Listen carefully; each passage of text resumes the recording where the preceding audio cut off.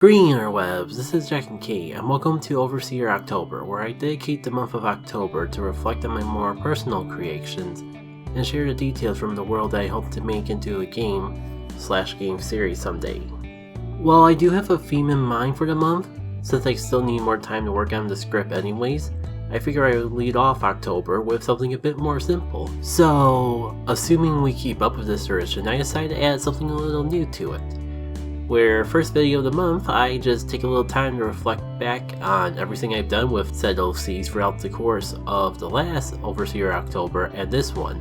And while I could go over every single drawing, video, even thing related to game design that I've incorporated them in, I figured it'd be easier and fun for you and for me if we turned it into, drumroll please, a tier list! Yay! Everyone still loves tier lists on YouTube, don't they?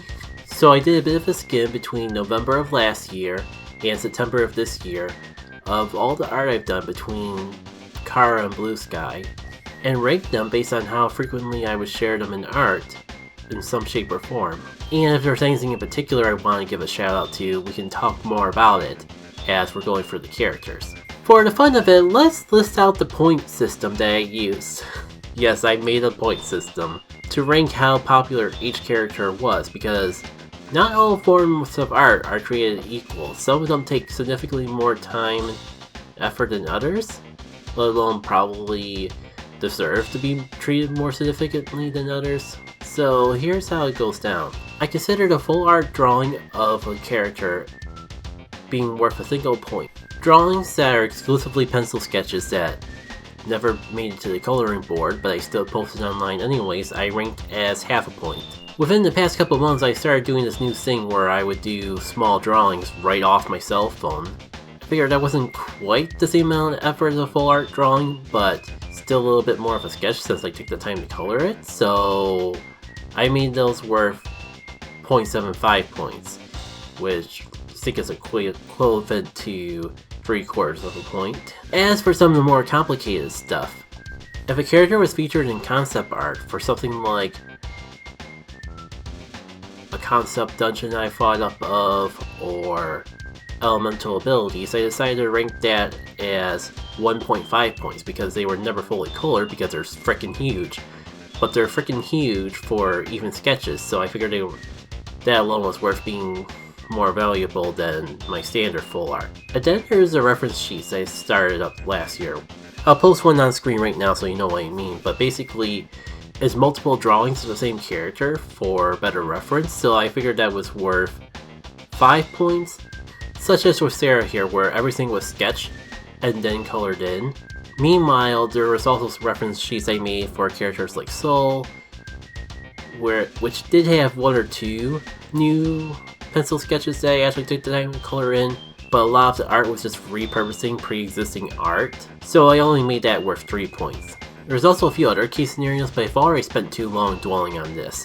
Let's get into the quote-unquote tier list. Thinking more about it, would it be a tier list or more of a ranking? Ah well, tier list is trending with YouTube, so maybe we'll just stick with that. Now, despite all the time I put into this arbitrary ranking system, I was still conflicted on who won. If we're going purely on art with no external factors, then ironically the character I drew the most this year would have been Soul. But if I count the fact that Sara's the main character of the platformer I made, / building up as we speak, and consider all the art assets I made specifically for her sprites, and even some profile pictures that I'm working on to use in other elements of the game as we speak, then Sara definitely won the tier list, so I guess we'll start with her. Not only was she the one character to get full points in the two major point categories I've made up, but she's gotten a decent amount of full art and sketches as well. Not a huge shock because she is my favorite, though I was surprised that anyone else was able to overtop her if I exclude the whole video game factor in the mix. I suppose part of it was a bit of an overcorrection. It feels like last year I focused way too hard on Sara, so I wanted to make sure I gave more time for the other characters of Overseer the Element to have a moment in the spotlight. Ironically, I don't have too much to talk about beyond that, because a lot of my favorite drawings are technically video game assets. I did draw and color in more art of Soul than I did of Sara, where a lot of the Soul artwork was for the sake of drawing, rather than having a secondary motive of being used for something else. That and a lot of the sketches that weren't video game assets that I did of Sara were just sketches in my sketchbooks.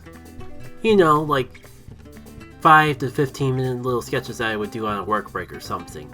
And while I was thinking more about it, I'm sure I'd done a lot of sketches like that with Soul too. It's just that I feel that a lot of the Soul sketches actually had conscious and theming this year, so a lot more of those got shared compared to like the random sketch of a simple pose of Sara that I might have done or something.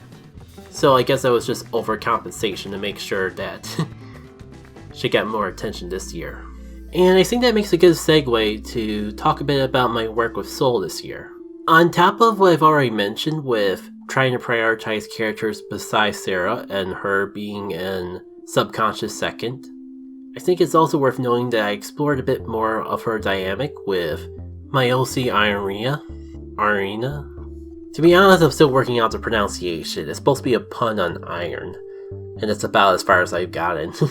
She's not exactly an OC that I was intending to actually do anything with until well into my game development career, but I'll save that tangent for later. What's relevant for now was whenever I wanted to draw her with someone, Soul was pretty much my primary option because they have more of a social chemistry than pretty much any other character I could pair Ironia up with.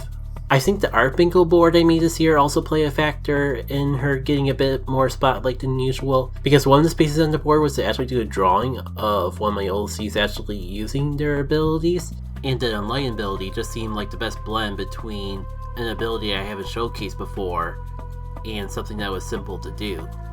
And there was also the meme space, which was a tricky one for me to do because I don't normally keep up with trends and memes. I could have done silly art as well, but one day while I was scrolling Tumblr, a trend came around of a girl making a cat out of her shadow, and I thought that was cute and kind of fit the vibe with Soul, so that was the birth of this particular drawing.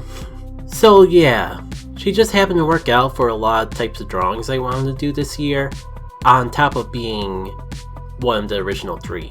Though just being one of the original 3 wasn't enough of a factor to get you into the top 3, because my efforts to diversify who I drew actually paid off, as Nayla actually took number 3. I know I said last year that I was going to start calling her Nayla, but I did some further research and I think I actually came across people who did pronounce it as Nayla. Great, now I'm confusing myself of whether I want to go with Nayla or Nayla. So I'll just go off 5s for now. By the way, shoutouts to Nayla with a sigh. It took me until editing to even realize why I drew her with a sigh. Something literally none of my OCs can do in canon, and yet here it is. If you're curious, I remembered why, and it was simply because I was wanting to draw a character with a sigh because I wanted to diversify poses. Oh yeah, it's crystal clear now.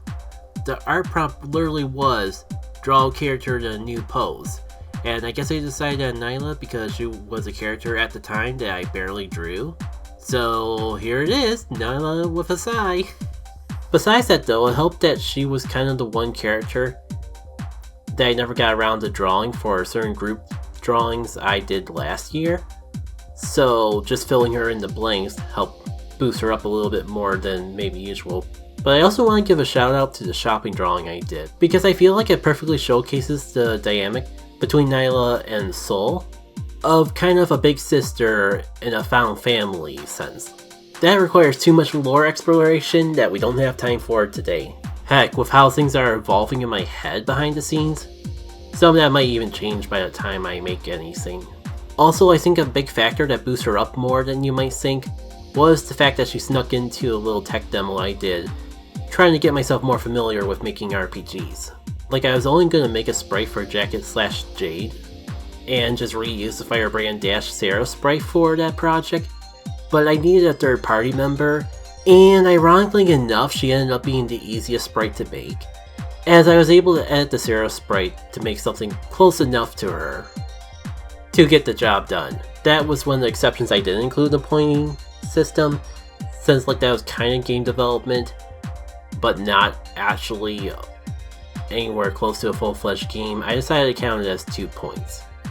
So yeah, even if it didn't result in making a lot of art for the project, if you got into anything that I made related to Got It, that was an easy point boost. And with how much it feels I neglected the next character on the list, I feel like they could use any little boost that they can get. But before that though, there's something I want to talk about. I figure here is as good of a place as any to say it. But I think I'm ready to reveal that I've actually changed the name of the character I used to refer to as Jacket. I actually made this change a few years ago, but I initially tried to keep it to myself as much as possible. At least until Overseer of the Elements as a video game became more of a realistic idea than just a pending dream. Though in practice, this has just made talking about them way more complicated than it needed to be. So I plan to just refer to them as Jade going forward. Jacket is still a name you can refer to them by, but Jade is their true name and what I'll personally be using going forward. Besides, it makes it much easier to establish them as their own character rather than an avatar, to not refer to both myself and the character with the same name. A little ironic, as part of the reason I wanted to keep Jacket as a default name if Overseer of the Elements became that sort of RPG, was to play around with that confusion, at least a little. But for casual OC conversation on social media, I think it just makes things more confusing than they're worth. Took me long enough. So I'll just go under the assumption that the majority of people who would play my game someday wouldn't even be aware of my existence beforehand. So Jade got 7.75 points, in contrast to Nayla's 8.75, which actually is a lot closer than I was expecting it to be before counting up the points. As despite being one of the original 3, I've only done 2 full drawings that featured the character. The only thing that really boosted them up was the fun little foam drawing I did with the Pokemon standing with OCs relating to their trainer, and a handful of sketches, but even then, like, only 3? I guess when I've done more, but that's besides the point. Like, if it wasn't for the sketches I've done on the side, they probably would have been a lot more neglected than some of the other OCs on this list. Especially because the only 2 full art drawings I've done of them was the winter piece and the mermaid piece. And I only drew them for the latter because they weren't in the mermaid piece that I made back in either 2024 or 2023. I don't remember which off the top of my head. So they were really close to only having 1 full drawing done of them, of their backside, in a winter coat, so not even in their traditional clothing. At number 5, with 3.5 points, is Techie. It's pretty nice because, even though she was so low, she actually had 3 full pieces of art done of her. Allegedly. I can only recall 2 off the top of my head, and on my screen. The one I did early on in the year, of her gaming on the gaming computer, and the fact that she was one of the 2 characters I had to make a mermaid drawing of, to complete the mermaid drawing I started way back then. I wish I could remember what the 3rd piece was, because I didn't go through all that trouble scrolling through socials to imagine a 3rd drawing. But it must have been something I did in 2024 that's not coming to mind. Because surely I didn't count the Overseer October drawing, because that was something done for Overseer October. Like, would that count? Should that count? You'll see on screen where the heck that 3rd drawing I'm thinking of came from. Apparently I did a sketch that I shared. There's probably more I did, but just never got around to sharing online. But yeah, that's sadly all there really is to show or talk about her. Hopefully I can bump that up for next year. Funny enough, at number 6 is Ironia, who somehow got 3 points despite being essentially an NPC character at this point in time. I know I talked about like the relationship that she had with Soul, but when I first conceived the character, she was not even intended for OG Overseer of the Elements in any shape or form. Something that I would save for like probably the last story in the timeline that I have in mind. But ever since I adopted the idea that she would be the daughter of the blacksmith that you would buy equipment from in Overseer of the Elements, it's giving me a lot more of an excuse to include her earlier on in the timeline, and by extension explore the relationship between her and Soul a bit more. So yeah, pretty much the only reason that she made this list at all this year was because I had a lot of fun doing sketches of the two of them. I guess this really is a year of exploring less explored OCs, because coming in at number 7, also with 3 points, but only because the one drawing I did of her had a lot going on in it. An OC that I probably haven't touched in 2010, at least that's what I claim, but when I revisit my sketchbooks, I realize that I've done stuff with her before then, but not this year. It's Skip! Yay! She's like a fun character that I wish I could do more with, but she tends to get put on the side because she's not one of the main characters of Overseer of the Elements. She's actually an idea that I'm saving for a sequel to that. But still, the concept of a deaf/mute character is a fun concept to explore, so I wish I could do more with her. But because a lot of what I share online is tied to what I dubbed Book 1 of Overseer of the Elements, and she's technically a Book 2 character, it's kinda hard to come up with excuses to squeeze her into my drawing time. There's a decent handful of characters like that I already have drawn, but just not shared online for future concepts, but I really don't want to go too into until I actually reach the reality of actually starting to make these video games for these characters. Now, it helps that the more I think about it, the more I think the first RPG I make would more likely be a quote-unquote Book 0 than it is a Book 1. So god, that means I would have to wait even longer before actually starting to do stuff with these fellas. That doesn't mean I can't do anything drawing with them, as this one drawing proves. They just don't really fit in often with a lot of the characters I do frequently draw because I'm willing to share more about them. Coming at number 8, we have another surprise. The Soul Spirits actually rank surprisingly low, despite them being like the penultimate thing that I could like just draw real quick and stick next to any other character when I do a drawing of them. I've apparently only done one full art drawing, and they only got the 0.5 because they just have a small cameo in the one concept art they did. I guess this does give me an excuse to talk more about that concept art though. In the past I would do like full sketchbook drawings, like big sketchbook pages, of various dungeons I imagine would make up the world of Overseer of the Elements, and I haven't done that in a long time, until this year, where I finally finished the concept for the Squall Forest dungeon, the place where Nayla properly gets introduced to the party. Unfortunately, I haven't gotten around to sharing a lot of the concept dungeons on Blue Sky. They were more a thing I shared on older social medias.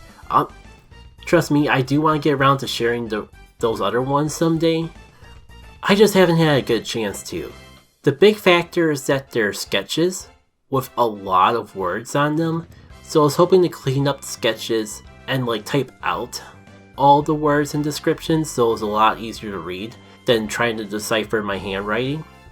Which, to be fair, could be a lot worse, but I assume you would rather read formal typing rather than try to decipher handwriting of any sort of neatness. So let me just speedrun for the rest of these.